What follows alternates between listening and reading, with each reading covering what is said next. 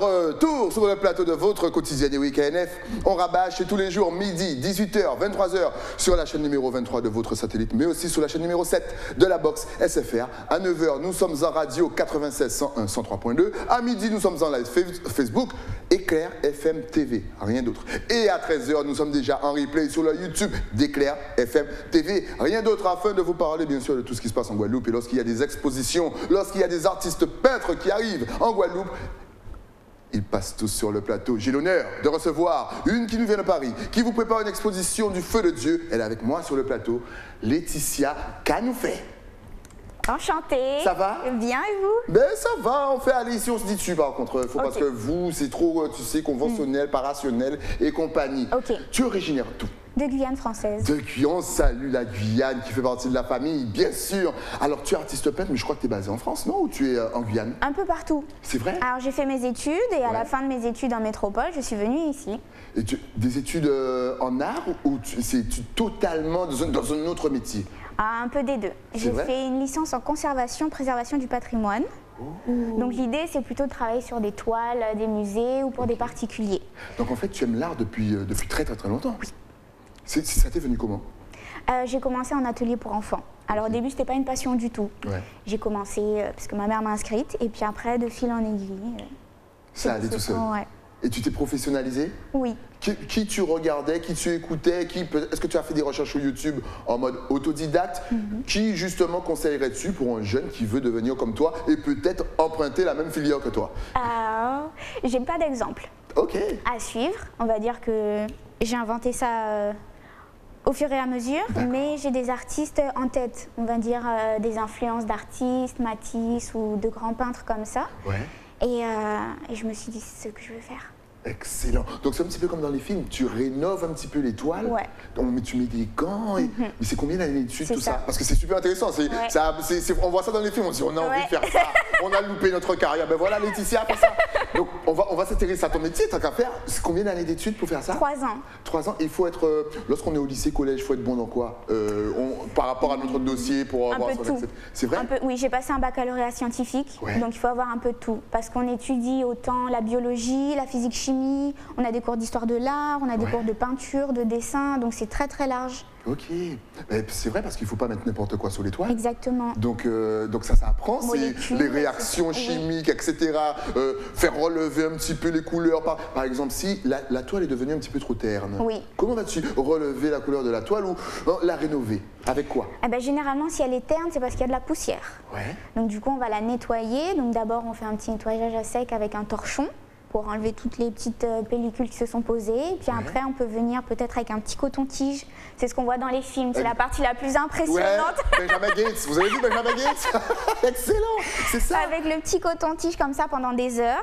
Parce que généralement, il y a du vernis. Déjà, c'est jaune des fois un peu. Exactement. Voilà, c'est le vernis qui s'est oxydé. D'accord. Donc on va l'enlever comme ça méticuleusement. Et puis après, on va remettre un vernis. Et là, ça va éclater, ça va resplendisser. Oui, je viens d'inventer un mot, c'est normal, c'est mon émission.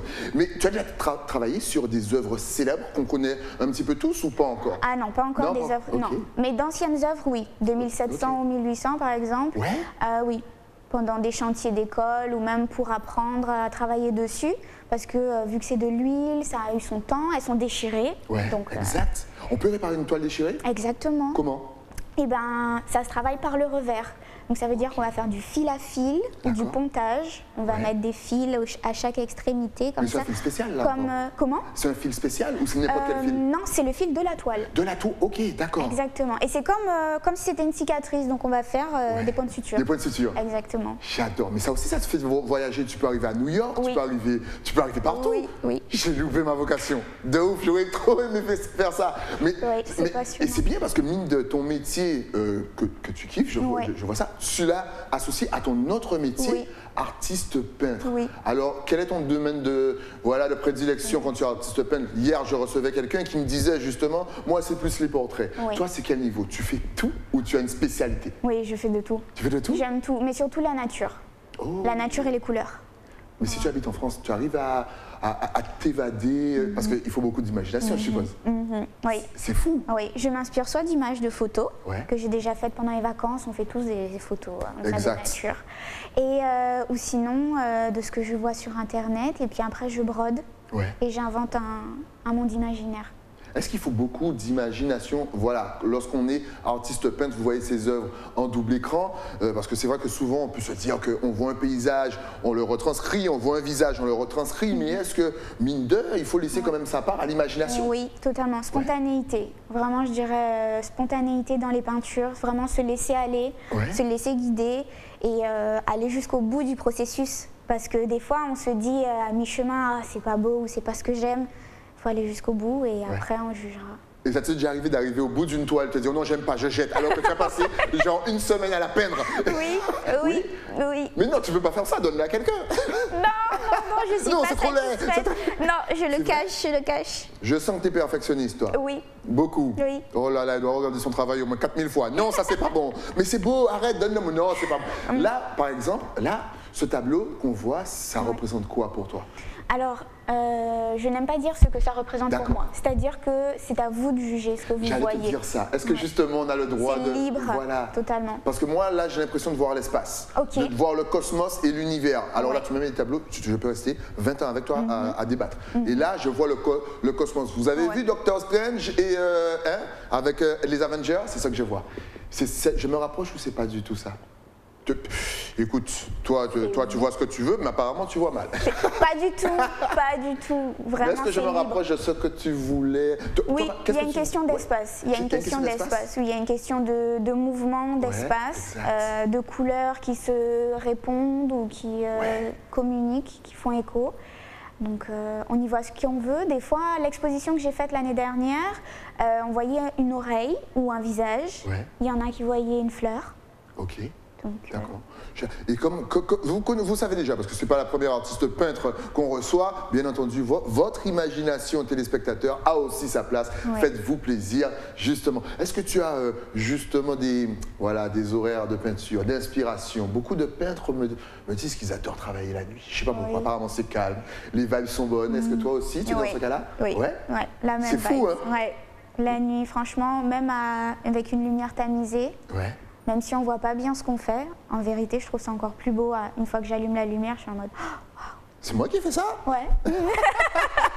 Excellent. Donc, si en Guadeloupe, bien entendu, pas pour rien. D'ailleurs, tu vas profiter de nos paysages, tant qu'à faire. Vas-y, vite. Tu es là pour combien de temps?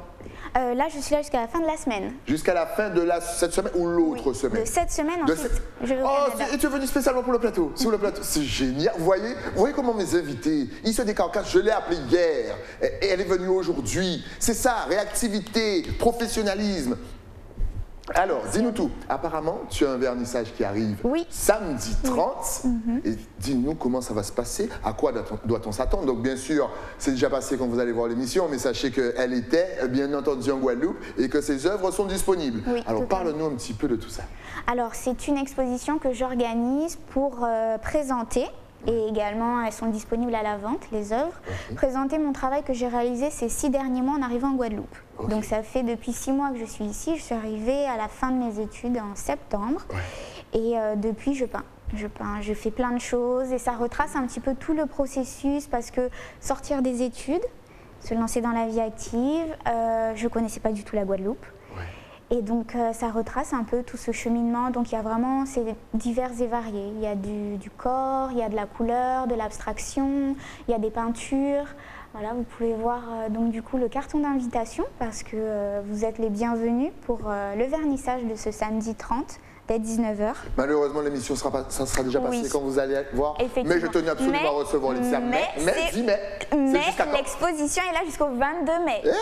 Jusqu'au 22 mai, du 1er mai au 22 mai. Ok, donc on pourra continuer à se procurer tes toiles jusqu'au 22 mai. Totalement. Ton émission va passer dans les best-of parce que bien entendu, le mercredi, le samedi et le dimanche, c'est best-of de KNF. Donc vous allez revoir Laetitia souvent. Je te laisse continuer. Donc voilà, des peintures qui retracent un petit peu toutes les fusions de ces moments passés et j'ai hâte de présenter ça. Ce matin, juste avant de venir sur le plateau, j'étais en train d'installer les œuvres et j'ai enfin vu l'espace et puis installer mes peintures, donc ça ressort vraiment très très bien. J'ai hâte d'y être parce qu'en plus comme ce sera en fin de journée, petite ambiance tamisée et tout, très sympa. D'ailleurs, vous êtes invité, j'ai votre carton d'invitation. Ah ben je sais, mais merci beaucoup. Oh là là, c'est gentil. Et en plus, je ne l'ai pas forcé. Je ne l'ai pas forcé, elle m'invite tout seul. C'est bien, j'adore. Est-ce qu'il y a une couleur avec laquelle tu es bien travaillé et qui revient souvent dans tes toiles? Et pourquoi cette couleur, justement? Je travaille avec toutes les couleurs, mais je dirais que c'est en fonction des émotions, en fonction des moments. J'ai l'impression que tu aimes beaucoup le bleu, non? J'aime beaucoup le bleu, j'aime beaucoup le rose, j'aime beaucoup le vert. T'aimes beaucoup les couleurs vives, oui. C'est ça? C'est ça, c'est ça. Est-ce que justement, c'est peut-être le reflet de ton caractère? Est-ce que tu as un caractère assez, je dirais pas vif, mais vif? Oui, totalement, totalement. Mais justement, c'est une dualité. C'est-à-dire que je jongle entre couleurs très très vives et après je passe aux couleurs rompues. Donc avec des bordeaux, avec des bleus rois, avec du noir. Et ça, ce sont des périodes qui sont plus profondes, où je travaille plus en profondeur l'émotion. Donc si je te suis bien, depuis septembre, tu es en Guadeloupe et en fait, on va vraiment suivre ton chemin émotionnel par rapport à tes toiles. Donc on aura vraiment tout, sachant que tu as dû tout vivre. Tu as vécu nos barrages. Tu connaissais pas la Guadeloupe, mais avec les barrages.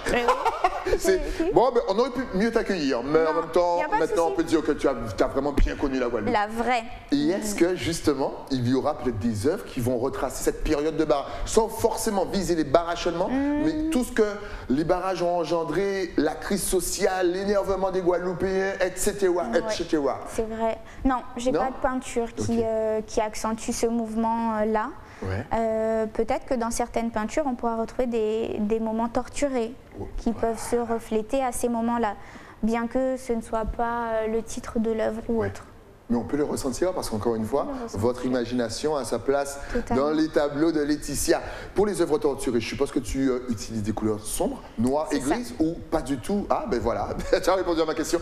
À part le noir et le gris, est-ce que tu utilises d'autres couleurs pour justement les périodes torturées? Oui, les couleurs rompues justement. Ok, donc Bordeaux, exactement, etc. J'adore ton univers. Ton univers, il est lourd. Donc on vous rappelle, vous pouvez avoir ces toiles jusqu'au 22, mais est-ce que, parce que tu repars donc à la fin de semaine, est-ce que tu reviendras avant le 22? Oui, je reviens. Là, je vais au Canada. Donc tu voyez, ça voyage. Restaurer une toile pour exposer. Donc je vais au Canada et je reviens le 22 en fait. Donc je serai là du 22 au 28. Là, ça représente quoi, par exemple? J'adore vous demander ce que représente le tableau. Et toi, Sally, qu'est-ce que tu vois? Qu'est-ce que ça représente? Qu'est-ce que vous voyez, vous? Je vois, alors peut-être que je vais me tromper, mais je vois un homme qui a beaucoup travaillé, qui rentre, qui est fatigué, qui se dit « Waouh, j'y arrive pas ». Et sa femme qui dit « T'inquiète bébé, je suis là, je suis avec toi, t'inquiète pas, je vais pas te lâcher, I got you ». Est-ce que c'est ça? I got you, comme dit justement Bambi qui vient de la Guyane. Est-ce que c'est ça? C'est ça. T'as vu? Moi, amenez-moi n'importe quel artiste, vous traduisez vos tableaux, les amis. Et moi, je suis dans votre monde, j'adore votre travail. C'est dingue. Et justement, la personne qui m'a acheté cette toile-là m'a dit Bambi. que... Non, un jour Bambi. Mais Bambi, Laetitia, elle fait un travail de ouf. La personne qui m'a acheté ça, en fait, m'a raconté que ça lui faisait ressentir sa première rencontre amoureuse, en fait. Et elle l'a acheté parce qu'en ce moment, elle vivait une histoire d'amour assez intime et que cette toile-là lui faisait ressentir toute l'intimité du moment avec elle. Quel est le plus beau retour? Vas-y, je vais même pas te dire tu peux m'en donner deux, trois retours que tu as eu du public justement et qui t'ont vraiment touché. Celui-ci m'a beaucoup touchée, cette histoire d'amour. J'ai des retours aussi, mais notamment parce que je fais du body painting. Aussi? Oui. Ok. On t'a présenté Stick d'ici, notre champion du monde international? Oui, alors je n'ai pas été présentée, mais je le suis sur les réseaux. Et j'aime beaucoup son travail. Il a fait une exposition d'ailleurs. Il n'arrête pas de faire des expos. Oui. Il fait des expos, même dans la rue, il fait des expos. Mais avec du body painting, avec 2 personnes. Et c'était vraiment très très beau. Et ben, je fais un peu du body painting comme ça aussi, sauf que moi j'y ajoute ma petite touche. Donc c'est-à-dire que ce sont des séances privées. Donc c'est pas dédié au monde du spectacle, c'est dédié vraiment à créer un moment d'immersion en nature. Donc c'est-à-dire que ça a une approche plutôt méditative, apaisante. C'est un moment d'introspection, en fait, la personne lâche prise. Et généralement, je travaille le dos parce que tous les jours, nous, en tant que femmes, en tant qu'hommes aussi, j'ai eu des hommes, on porte le poids de tout ce qu'on doit faire, de la fatigue, de la journée, du stress, etc.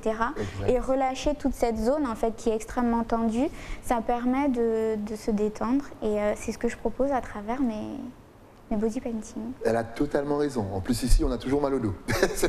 Et tu as raison, on porte souvent le poids, la charge, c'est vrai. Oui. C'est vrai, nos tensions se ressentent dans le... Elle a tout dit, tu as totalement raison. Et j'allais te poser la question, effectivement, est-ce que tu travailles plus avec les femmes, avec les hommes? Apparemment, c'est ouvert à tous. C'est ouvert à tous, mais les femmes sont plus réceptives. Bien, oui, mais les hommes, tu sais, on est un petit peu timide, mais ça arrive. On arrive à se libérer un petit peu. J'ai eu 2-3 hommes qui ont extrêmement apprécié l'expérience. Et là, je sors d'un workshop. Donc j'ai organisé un workshop en Guyane. Donc je viens de rentrer de Guyane et j'organise l'expo. Regardez-moi cette vie de voyageuse. Si, est-ce qu'on l'envie pas? On l'envie. Vas-y, vis ta vie, profite. Oui. Tu as travaillé pour ça. Oui. Vas-y. Et donc du coup, les workshops, j'ai organisé 5 ateliers qui ont eu lieu en Guyane. Et l'idée en fait, c'était de l'auto-body painting. Donc c'est-à-dire que c'est à vous de peindre sur la zone de votre choix. Donc il y avait des thématiques différentes. Il y a une thématique notamment Vénus, donc là qui était réservée aux femmes. Donc là les femmes pouvaient choisir la jambe, le bras, etc. Et en fait à travers les couleurs, le pinceau ou les textures, on peut travailler aussi au doigt. Je laisse mes... j'ai pas envie de dire clientes, je laisse mes participantes. T'es modèle, t'as qu'à faire. On leur donne un grade. Vous êtes modèle, mais elles préfèrent participantes. Oui. Parce qu'elles sont elles-mêmes artistes et elles créent leur propre œuvre. Et à la fin de la séance, je propose 15 minutes où je peins sur le dos pour faire découvrir ma pratique en séance privée. Donc ça a beaucoup plu. La meilleure des séances a été sur le carbet flottant. C'était la dernière séance et c'était en Guyane. Donc ça veut dire que le carbet flottant, il faisait à peu près cet espace-là. Et on a remonté le fleuve de la Comté. On a pu se baigner, on a pu peindre, on a pu faire des photos. C'était vraiment... à refaire. Je la refais en Guyane, donc... Mais tu peux refaire en Guadeloupe aussi? Je vais. Alors... Le carbet flottant, moi. Et attends, en plus, j'allais te demander, est-ce que tu travailles dans la nature? Parce que c'est vrai qu'on est souvent enfermés et compagnie. Est-ce que tu profites de la nature puisque ça t'inspire? Et là, tu as répondu à la question. Oui, totalement. C'est ouf. Totalement. On a l'impression que, voilà, la nouvelle génération d'artistes, vous démocratisez, mais en même temps, vous, je sais pas, customisez votre art. C'est-à-dire qu'il y a toujours un spectacle autour de la peinture. Vous utilisez l'univers qui est autour de vous. Tu vois, c'est comme pour attirer un nouveau public. Est-ce que c'est ça ou est-ce que c'est ça? C'est ça. Eh bien, vous très bien joué. Ça marche. Ça crée un environnement parce que la peinture en elle-même est belle, mais dans son espace, c'est encore mieux. Parce que l'espace, il y a une résonance qui se crée.